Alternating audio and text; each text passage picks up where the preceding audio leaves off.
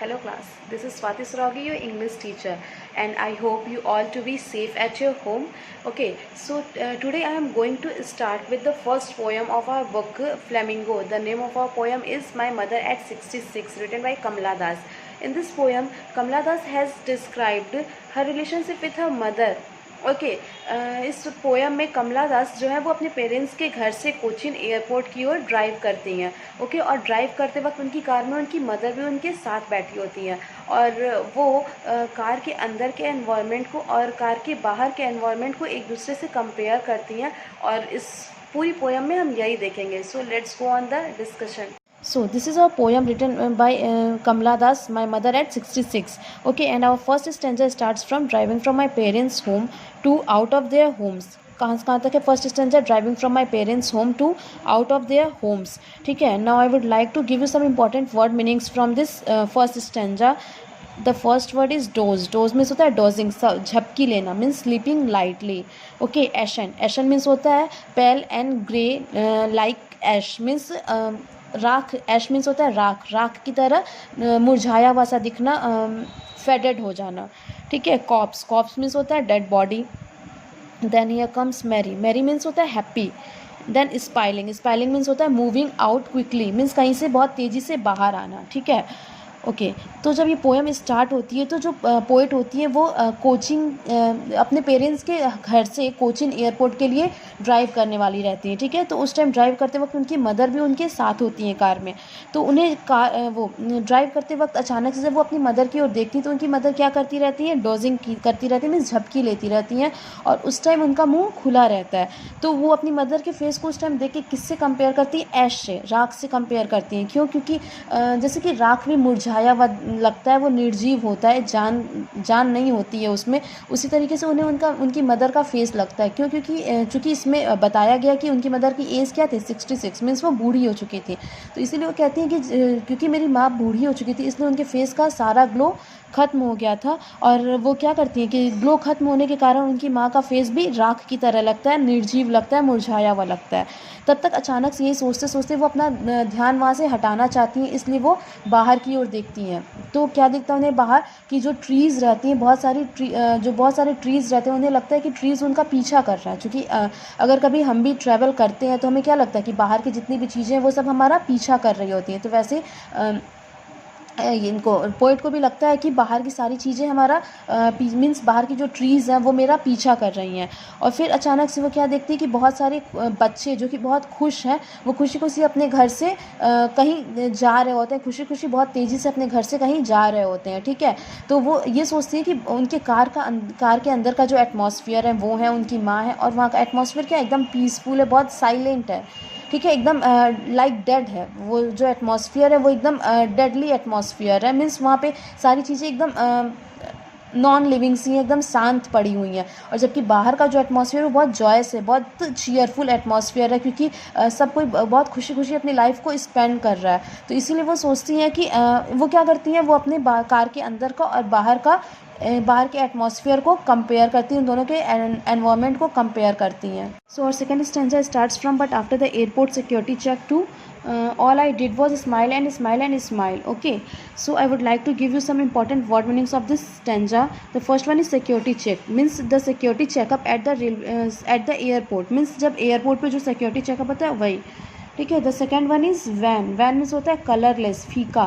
पेल. पेल means होता है faded yellowish, means हल्का पीला पड़ जाना. Then comes here familiar. Familiar means होता है वेल नोन, जान पहचान. ठीक है. देन एक मीन्स होता है डीप पेन, मीन्स दर्द.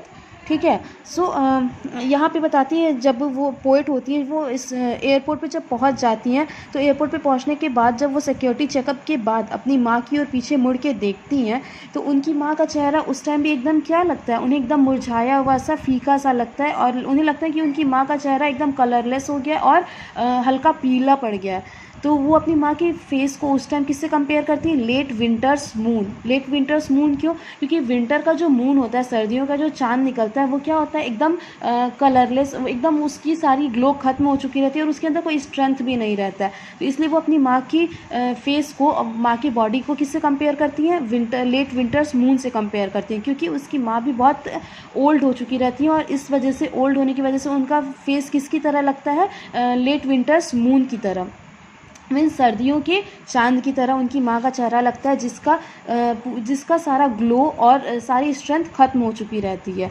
उस टाइम पोइट को अपना बचपन का डर याद आ जाता है। उनके बचपन का डर क्या रहता है कि कहीं वो अपनी माँ को खो न दें, और उस टाइम उन्हें लगता है कि यस, कहीं वो दिन बहुत करीब है जब वो अपनी माँ को खो देंगी।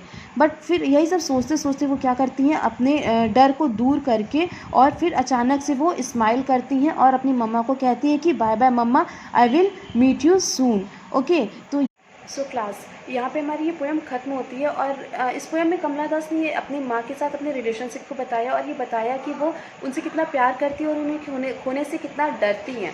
ठीक है, now I will tell you the rhyming schemes and the literary devices used in this poem. तो there is no rhyming scheme used in this poem, means this poem is written in free words, means कोई rhyming scheme नहीं है।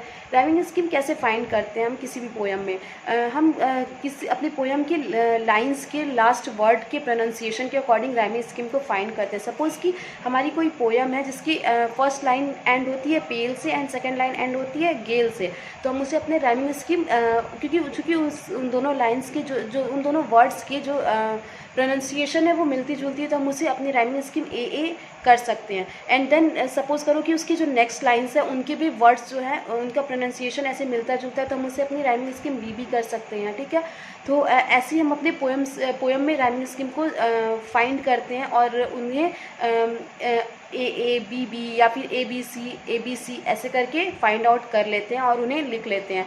ठीक, then we come to literary devices. Okay, literary devices क्या होता है, अलंकार। अलंकार जो कि किसी पोएम को और भी ज़्यादा सुंदर और भी ज़्यादा इंप्रेसिव बनाने के लिए यूज़ करते हैं हम। ठीक है, तो हमारा फर्स्ट लिटरेरी डिवाइस क्या है, यहाँ पे यूज़ किया गया पोएट के द्वारा, सिमली। ओके, सिमली क्या होता है, जब हम दो चीज़ों की कंपैरिजन करते हैं। ठीक है, तो यहाँ सिमली को हम कैसे ईजिली आइडेंटिफाई करते हैं, जब किसी पोएम की लाइन में एज, सो या लाइक इन तीनों वर्ड्स में से कोई भी वर्ड यूज़ होता है, तो वहाँ पे हम ईजिली ये फाइंड आउट कर सकते हैं कि वहाँ पे सिमली को यूज़ किया गया है। और इस पोएम में पोएट के द्वारा दो जगह सिमली का यूज़ किया गया। फर्स्ट है ashen like that of a corpse, यहाँ पे भी लाइक का यूज़ किया गया। एंड सेकेंड है wan pale as a late winter's moon, wan pale as a late winter's moon, तो यहाँ पे as a late winter's moon use किया गया। ये दोनों जगह कहाँ क्या यूज़ किया गया, सिमली का यूज़ किया गया।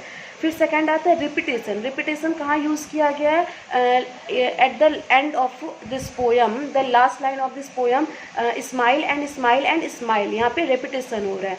And the third literary device is symbols and images. तो यहाँ पे सिम्बल्स और इमेजेस कौन कौन से सिम्बल्स एंड इमेजेस यूज हुए हैं, एक तो ट्रीज, पहला है trees, and the second one is merry children and the third one is late winter's moon। ये सब क्या है, हमारे तीनों ये इमेजेस एंड सिम्बल्स हैं जो इस पोएम में पोएट के थ्रू यूज़ किए गए हैं।